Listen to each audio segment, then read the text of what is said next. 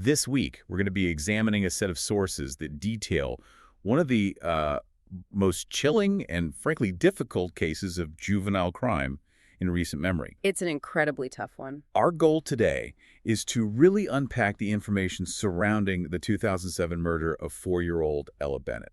And this was in Abilene, Texas. The murder was committed by her 13-year-old brother, Paris Lee Bennett. The idea here is to synthesize everything we can from the sources, the circumstances, the shocking motive, and of course, the legal and psychological outcomes. And we should probably say right at the top, this is a very sensitive topic. It involves the murder of a child, sexual assault. Yes. So we are committed to sticking strictly to the facts as they're detailed in the sources we have and just presenting them as respectfully and clearly as possible. That factual foundation is so important, especially when the details are this hard to process. So let's start with the core incident, the crime itself. Okay. It happened on February 4th, 2007 in Abilene. The victim, as we said, was Ella Bennett. She was only 4 years old. And the perpetrator was her older brother, Paris. He was 13. The sources describe an attack of just extreme brutality. They do. It wasn't a single act. It involved strangulation, sexual assault, and then the use of a knife. Stabbed 17 times. 17 times. That level of violence is, it's horrifying in any context, but when you remember the perpetrator is 13, it points to something much deeper.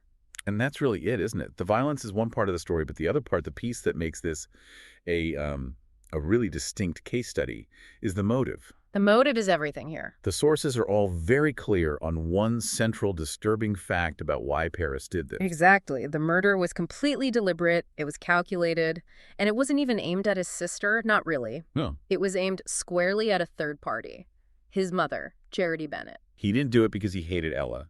He did it because he resented his mother. And he saw his sister as, well, as the ultimate weapon to use against her, the most painful thing he could possibly do to her. It's just a horrific calculation for anyone to make, let alone a 13-year-old. To sit down and rationally decide that the most effective, the most permanent way to inflict emotional damage on your own mother is to take away her other child. The sources confirm it. This was targeted. It was vengeful. That's what fueled the whole thing. And when you're looking at that kind of calculated cruelty, you have to look beyond just the crime itself. You have to. A motive like that doesn't just appear in a vacuum. The psychology is, of course, key. But before we even get to Paris himself, we have to understand the environment. The family history. The intergenerational history that his mother, Charity, was dealing with. And the sources suggest that history was, well, it was marked by its own turmoil and violence. Let's go back a generation then. Let's look at that shadow of the past, starting with Charity Bennett's own mother. Her mother was a woman named Kyla Claire Bennett. And the sources point to a very dark and turbulent history there, which sort of establishes this pattern of chaos in the family. It's absolutely crucial context. The sources explain that Charity's mother, Kyla, was at one point charged with a very serious crime. Which was? Conspiring to murder her own husband. Charity's father. Yes, James Robert Bennett Jr. So you have to imagine, just that accusation alone, whether it was proven or not, it just creates this pervasive atmosphere of fear and mistrust right at the heart of the family. And the outcome of that case was controversial, to say the least. It just added another layer of division. It did. Kyla was found not guilty of the conspiracy charge. But, and this is a huge piece of it, the sources are explicit that Charity, Kyla's own daughter, always believed her mother was guilty. Right. So for Charity, her reality growing up was the belief that her mother was capable of deadly manipulation. And Kyla's behavior later on didn't do much to change that perception. Not at all. There's a fascinating and very revealing detail in the sources. Of the documentary. Yes. During the filming of a documentary about the family, Kyla actually joked about having manipulated the jury during her trial. Joked about it. Can you imagine? It suggests a certain coldness, a calculated approach to getting what you want that Charity would have grown up seeing and internalizing. This idea that manipulation was a tool in the family's toolbox. And this upbringing, this instability, it clearly had a major impact on Charity. Of course. The source material documents that during her own childhood, Charity developed an addiction to drugs. And they provide some context for that, don't they? They do. It's explained as essentially an attempt to get attention from her mother, Kyla. Who the sources say never showed any interest. And that right there is such a critical piece of the puzzle for the listener.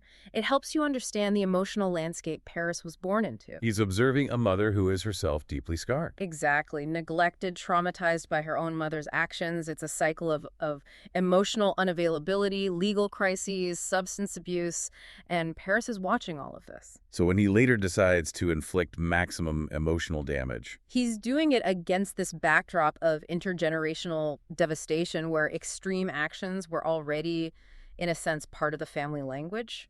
Okay, so we have this foundation of family trauma, manipulation, and deep resentment. Let's move forward now to the time just before the murder. The immediate escalation. The sources point to a very specific event that acted as a trigger for Paris. They do. They point to a very painful reality for the family. Shortly before the murder, Charity had relapsed. Back into drug addiction. Yes.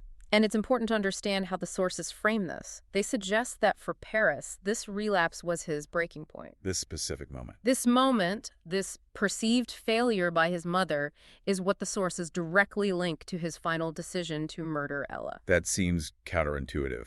Why would a mother's relapse, a sign of her own pain, lead a son to murder his sister? Well, unless the motive of vengeance was already there. Fully formed. Right. It seems to confirm that this wasn't an impulsive act.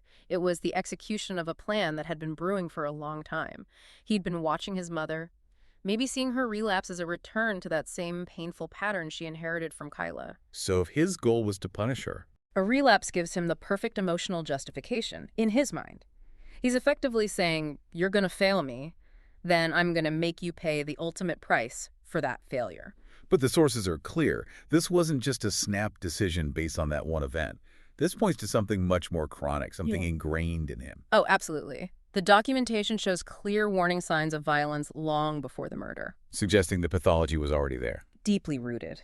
And even more chilling, Paris himself admitted it later. What did he admit? In documented legal proceedings, he admitted to feeling homicidal tendencies since he was a young child. Since childhood. Yeah. It changes everything. It reframes the whole event. It's not a crime triggered by his mother's relapse anymore. It's a crime that was just waiting for the right opportunity to be expressed. Yeah. What does that phrase, homicidal tendencies since childhood, what does that really imply clinically? It suggests the pathology was primary. The desire to kill, or at least the fantasy of killing, wasn't a secondary reaction to his environment. The sources really frame this as an existing, inbuilt predisposition to extreme violence. So his mother's relapse didn't create the monster. It just gave the monster a target and a rationalization. He used it to act out an impulse that was already there, but he did it with this cold, calculated, targeted vengeance. Let's get into the specifics of that night. The timeline of February 4th, 2007. Okay, so it was the night of the 2007 Super Bowl. A small detail, but an important one. A very important one. It meant that Charity had to work a late shift at her job. She was at a restaurant, Buffalo Wild Wings. A big sporting event means a long, busy shift. So she hired a babysitter. Right, to watch Paris and little Ella. So Charity's absence, which was just a normal part of her job, is what created the window of opportunity. It created the window, but Paris had to actively open it. He still had an obstacle. The babysitter. The babysitter. And the sources detail how he handled that, and it really shows an incredible amount of premeditation. What did he do? At around 10:00 p.m., Paris manipulated the babysitter.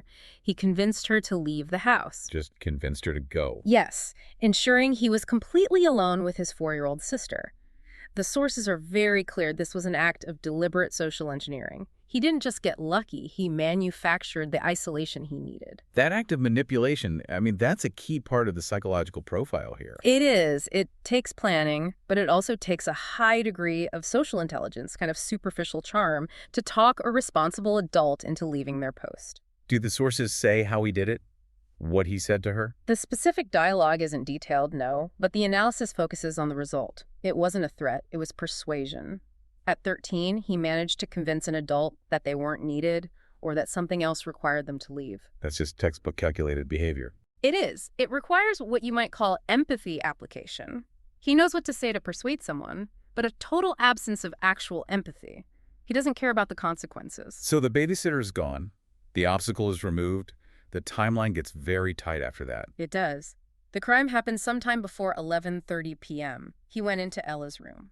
And, as we've established, the act itself was one of extreme, directed violence. Involving sexual assault and then the 17 stab wounds. This level of violence, especially against a small child, it really suggests that the act was deeply personal. It was the rage he felt for his mother, completely displaced onto Ella. That sequence, from manipulating the adult to the extreme violence, it leads us right into the immediate aftermath. Which is just as telling, if not more so, about his state of mind.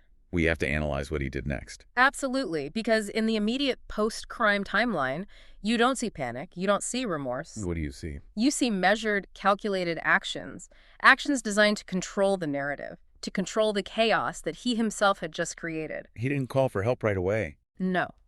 The sources indicate that after the murder, the very first thing he did was call a school friend. A friend from school. Yes. And they talked for about 6 minutes. Only after that call was finished did he finally dial 911. That 6-minute delay it's profound. Mm-hmm. To just pause after what he'd done to have a casual conversation.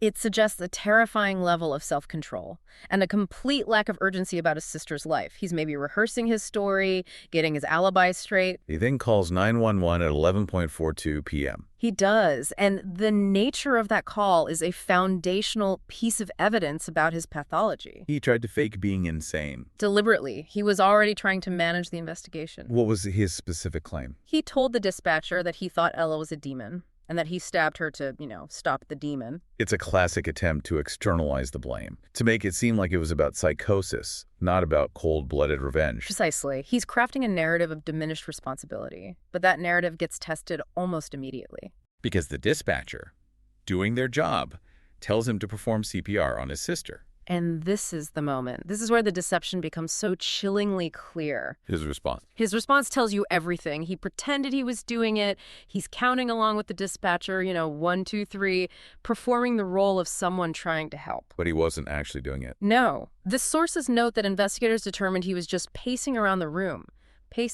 while making the sounds of someone performing CPR. So he's verbally playing the part of the distraught, helpful brother, but physically he's completely detached. He's not even near her. That gap between his words and his actions is it's extraordinarily revealing. It perfectly encapsulates that idea of superficial charm and pathological lying. It does. He is intellectually capable of performing the required social script for the 911 dispatcher, but he's physically and emotionally unwilling to engage with the reality of what he's done. And that deception would have been a huge red flag for investigators.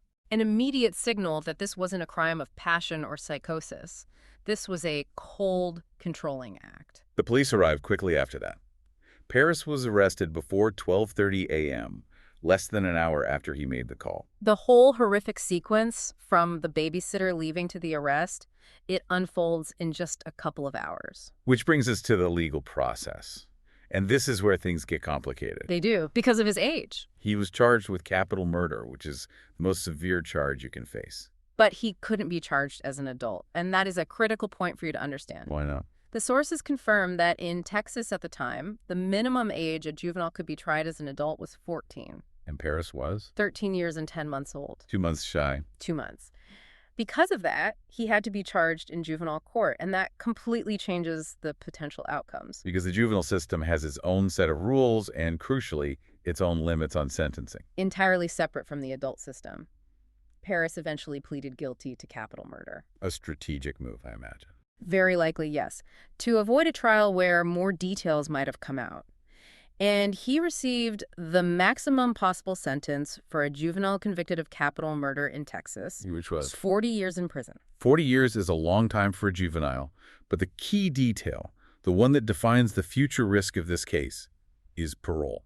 It's always about parole. Under those juvenile sentencing rules, he became eligible for parole after serving 20 years. 20 years. So let's break down that timeline. It's vital. He was sentenced in 2007, so he will first be eligible for parole in February of 2027. Which is fast approaching. Very.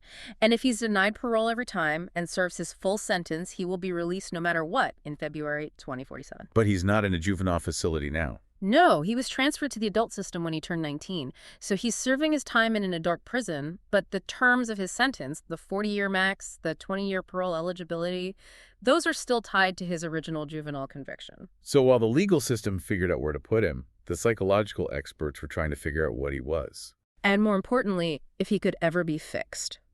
He went through extensive evaluations after the murder. What did they find? The profile they built was consistent with a very severe pathology.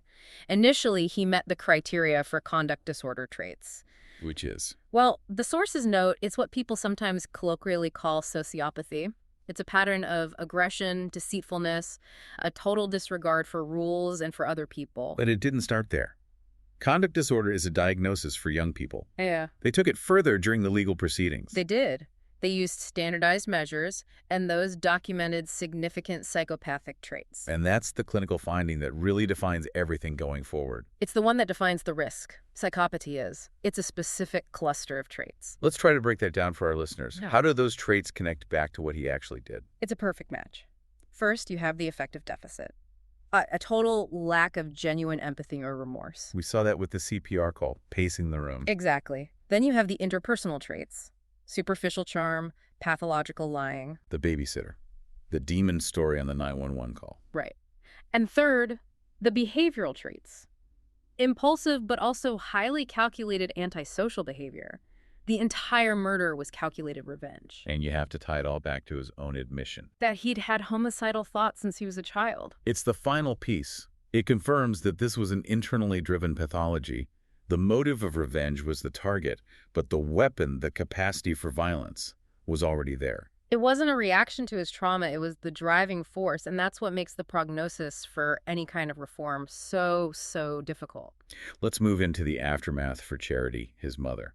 This is where the story shifts from the crime to the long-term survival of the remaining family. And the dynamics right after the murder between Paris and Charity are they're incredibly telling. How so? The sources note that Charity, for a time, kept in contact with Paris. She visited him, wrote to him. And his reaction to that? He later admitted that her continued contact astounded him. Astounded him. Because his entire goal was to destroy her, to inflict so much pain that her ability to love or trust would be gone forever. He expected her to hate him, to abandon him. And when she didn't? It violated his entire calculation. It proved his vengeance had failed on some fundamental level. He had killed her daughter, but he hadn't managed to extinguish her maternal bond. But this situation wasn't just an emotional tragedy. The sources are clear. It carries a very real, documented threat. A threat for the future, yes. The experts who assessed Paris, their prognosis was not good. What did they conclude? They stated quite explicitly that it is unlikely he could ever be rehabilitated. Unlikely. That is a stark and terrifying thing to hear. And that conclusion wasn't kept in a file somewhere. It was communicated directly to the person most at risk. Charity. Absolutely. She has been explicitly warned repeatedly that she and her new son, she had another child later, are at significant risk once Paris is released. Whether by parole in 2027 or mandatory release later. The assessment is that the risk of him reoffending or specifically targeting her again remains high. How does a person live with that? With this continuous severe threat from your own child? Her response, as the sources document it, is one of a very difficult acceptance. She has acknowledged that she will almost certainly have to move. Disappear. Basically, yes. Move to a new place and not tell anyone where she is once Paris is out. It shows she understands the threat is real. She accepts the expert warnings that prison has not cured his psychopathy. And this fraught relationship continued for years, this balance of motherly love and known danger. But in 2021, something changed. A distinct turning point, yes. What finally made Charity cut off all contact? It was a connection Paris made from inside prison. The sources say he got involved with a woman. And this woman. She was on bond for planning a mass shooting. And crucially, she lived only 2 hours away from Charity. That must have been just horrifyingly clear for her. It was the final proof. This wasn't just a bad romantic choice. This was evidence that Paris was actively seeking out and aligning himself with people who were planning mass violence. It confirmed every warning the experts had given her. His associations validated the threat. Completely. And that's what led her to finally sever ties. In 2021, she stopped all contact. And she made a statement about it. A very powerful, painful statement that really shows where she landed after all those years of struggle. What did she say? She said, "I finally accepted it is okay to love him as my son, but really dislike the man he has become." That's the reconciliation, isn't it? The end of that internal battle. It is. It's the acceptance of two conflicting truths: the unconditional bond of a mother and the horrifying reality of what her son is. It's the psychological trauma of admitting that the person you gave birth to is fundamentally and maybe unchangeably a danger to you and the world. And it wasn't the murder itself that finally severed the tie. It was his continuation of the pathology, his demonstration, even from behind bars, that he was still a threat. Given all of this, the age, the motive, the psychopathy, it's no surprise this case got a lot of public attention. It became a very high-profile case, in part because of a 2017 documentary. It's called The Family I Had. Exactly. And that documentary really focused on Charity's unique and tragic position. It's almost unbelievable when you lay it all out. She is the daughter of a woman accused of conspiracy to murder. Her own mother, Kyla, who was controversially acquitted. And at the same time, she is the mother of both a murderer, Paris, and a murder victim, Ella. It's a perfect storm of intergenerational tragedy, and that's what drew so much media interest. The film framed this not just as one horrible crime, but as the culmination of dysfunction passed down through generations. And Paris himself added to the case's profile. He did. In 2019, he granted a major interview from prison to the broadcaster Piers Morgan, giving him a huge platform to talk about what he did. Right. And all this media attention just kept the case in the public eye. It served as this ongoing, stark case study in juvenile psychopathy. But it always comes back to the motive. The calculated vengeance against his mother. That's the chilling factor that continues to drive interest in the story. So after going through all the source material, what are the main takeaways, the uncomfortable truths this case forces us to look at? Well, the core learning is just the confirmation that this crime was rooted entirely in a calculated, planned revenge against a parent. You see that planning everywhere. Everywhere. The manipulation of the babysitter, the deception on the 911 call. It was vengeance, not impulse. And we have to reiterate the role of the psychology, the documented psychopathic traits, his own admission of homicidal ideation since he was a child. It's all key, not just to understanding the crime, but to understanding the pessimistic prognosis for rehabilitation that the experts gave. And finally, you have Charity's impossible situation. Her long, painful journey to reconcile her love for her son with the reality of the unrepentant killer he became. Her final statement about disliking the man. That's the necessary step of self-preservation. Which brings us to a final thought for you, the listener, to consider. The sources are definitive on this. Experts believe rehabilitation for Paris is unlikely. Charity and her other son are documented as being at risk. And yet, the legal framework that was locked in when he was 13 years old means that Paris Lee Bennett, now a grown man with these documented traits, will be eligible for parole in February 2027. This case really forces us to think about what happens when severe, seemingly unchangeable pathology runs right into the structural limits of our juvenile justice system. A system that is, at its core, predicated on the hope of rehabilitation. But what do you do when the clinical assessment is that the risk is permanent? What is the legal system's responsibility when a release date is set by statute, but the threat is ongoing? It's a massive public safety question. Uh-huh. How do we manage offenders whose crimes, like this one, were driven by a deep-seated, persistent pathology? It's a question that the Texas Parole Board is going to have to face very, very soon. Thanks for listening.